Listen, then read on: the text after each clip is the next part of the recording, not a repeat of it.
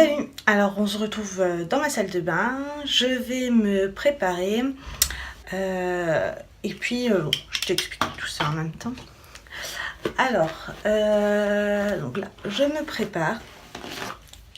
Après, aujourd'hui, je vais chez mes beaux-parents pour nettoyer la voiture. Parce qu'on a décidé de la mettre en vente et du coup chez mes beaux-parents, il y a plus de place pour pouvoir nettoyer tranquillement la voiture. Et comme ça, monsieur bébé sera avec eux pendant que je pourrai faire ça tranquillement. Et puis il profitera de ses grands-parents.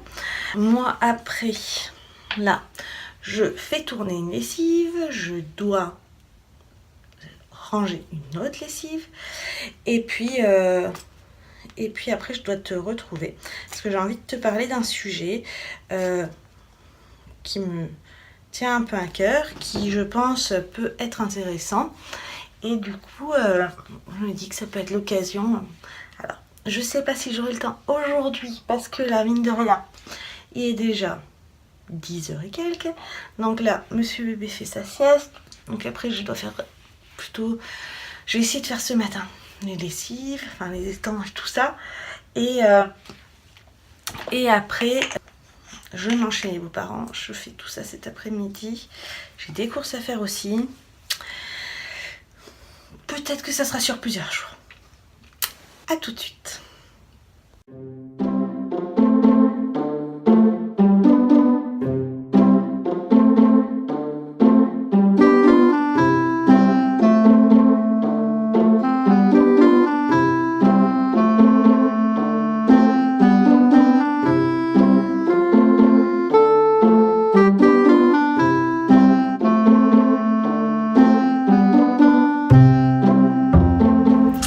Je veux vous montrer quelqu'un.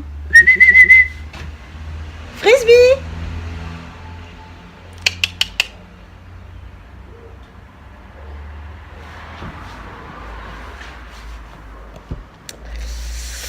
Je sais pas.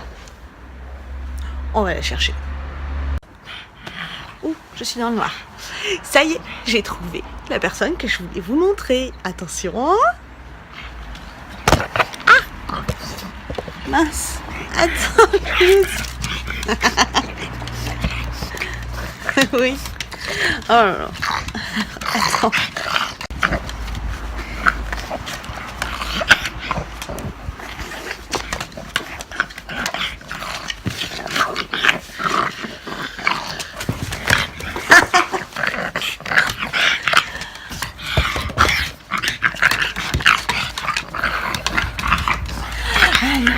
Alors.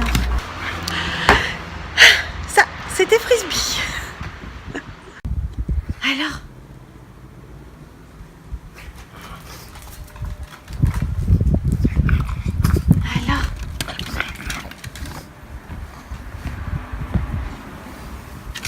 Oh là là. Qu'est-ce que c'est? Chien sauvage.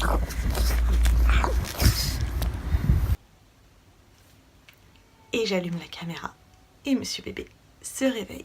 Alors, on se retrouve le lendemain. Comme je m'étais dit, j'ai pas eu le temps hier de filmer cette partie de la vidéo. Mais voilà, là j'en profite que monsieur bébé fasse la sieste.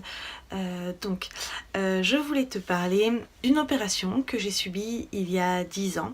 Alors, je sais pas si on peut vraiment dire subir parce que c'était un choix, c'était un souhait de ma part. Mais voilà, il y a 10 ans, je me suis fait opérer de la poitrine. Et je vais t'expliquer pourquoi et comment ça s'est passé. Et surtout, maintenant, comment je le vis 10 ans plus tard. Parce que à l'époque, quand je me suis fait opérer, il n'y avait pas toutes ces vidéos, il n'y avait pas toutes les informations qu'on peut y avoir maintenant. Et du coup, il y avait très peu de témoignages sur comment ça se passe dans 5-10 ans. Et voilà, et j'aimerais t'en parler. Et oui aussi, je voulais t'en parler parce qu'après je comptais faire une autre vidéo sur l'allaitement, comment ça s'est passé mon allaitement avec monsieur bébé. Et je pense que celle-ci peut expliquer beaucoup de choses après, donc voilà, on commence par ce sujet. Donc, quand j'étais adolescente, comme toutes les jeunes filles, j'ai ma poitrine qui s'est développée avec la puberté, et dès le début, j'ai vu qu'il y avait quelque chose qui allait pas, je m'en rendais bien compte que c'était pas normal, que ma poitrine n'était pas normale, on va dire. Et j'en ai parlé à ma mère assez rapidement, qui m'a dit bah, si vraiment pour toi ça va pas, si vraiment il y a quelque chose, va voir un médecin, va consulter, et puis il te dira ce qu'il en est exactement. Donc j'ai attendu d'avoir 18 ans passés. J'ai eu rendez-vous, j'ai pris rendez-vous avec mon médecin généraliste qui à l'époque m'a reçu très très mal, m'a dit que peut-être que si je faisais de la musculation, peut-être que si je musclais mes pecs, bah, ça irait mieux. Mais sans même consulter sans même ausculter ma poitrine, sans même me demander de me déshabiller. Donc j'ai vu ce médecin et j'ai dit bah écoutez, moi je veux quand même voir un chirurgien. Donc j'ai dû vraiment insister pour avoir une ordonnance pour pouvoir aller voir un chirurgien. Et là j'ai pris rendez-vous avec un premier chirurgien dans un CHU et ça a été une catastrophe. Il a été désagréable comme tout et m'a dit qu'en fait il fallait juste que je mette des implants mammaires pour avoir une belle poitrine comme je voulais. Mais moi je voulais pas une forte poitrine, je voulais pas plus de seins, c'était la structure même de ma poitrine qui allait pas, et à savoir que à ce moment-là je faisais déjà un bon essai, donc enfin voilà, j'avais pas besoin d'augmenter ma poitrine, et puis c'était pas le sujet en plus. Je suis sortie de ce rendez-vous anéantie, franchement anéantie, parce que c'était un énorme complexe et que c'était quand même très dur de se déshabiller, même si c'est un chirurgien, même si c'est un professionnel. Quand on a un complexe comme ça, se mettre à nu devant quelqu'un et pointer du doigt ce qui va pas, c'est extrêmement difficile. Donc là, le médecin généraliste, ce chirurgien-là, enfin, ça m'avait franchement cassé. Je commençais à me dire que c'était moi qui exagérais, qui avait rien de spécial. Et j'ai attendu, j'ai laissé passer quelques mois, le temps de digérer tout ça, et j'ai pris rendez-vous avec un deuxième chirurgien, une chirurgienne, et donc j'y suis allée en me disant bon, si elle me dit la même chose, clairement on arrête tout, c'est pas grave, c'est dans ma tête, c'est moi, mais je savais qu'il y avait quelque chose, quoi, je le savais. Et donc là j'y suis allée un peu dépitée d'avance en disant bah voilà, je pense que j'ai un souci à la poitrine, je pense qu'il y a quelque chose qui est pas normal. Et elle me dit bah déshabillez-vous, on va voir, il y a pas de souci, je vais vous dire voilà.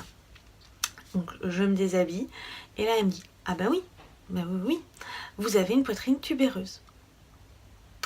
D'accord, qu'est-ce que c'est ? Et donc elle m'a expliqué ce que c'était, elle m'a expliqué qu'il y avait différents grades, que moi j'étais à tel grade, et que c'était tout à fait opérable, et que c'était effectivement une malformation. C'était pas seulement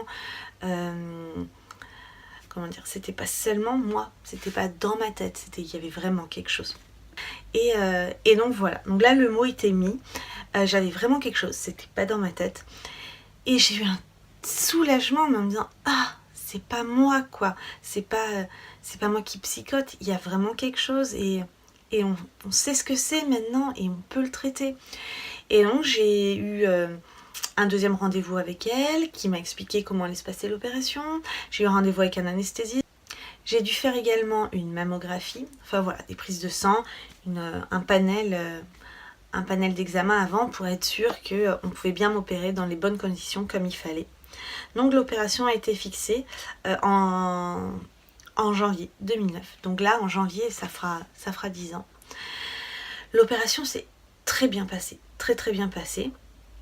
C'est assez douloureux au réveil, je vais pas vous le cacher, franchement, ça fait pas du bien.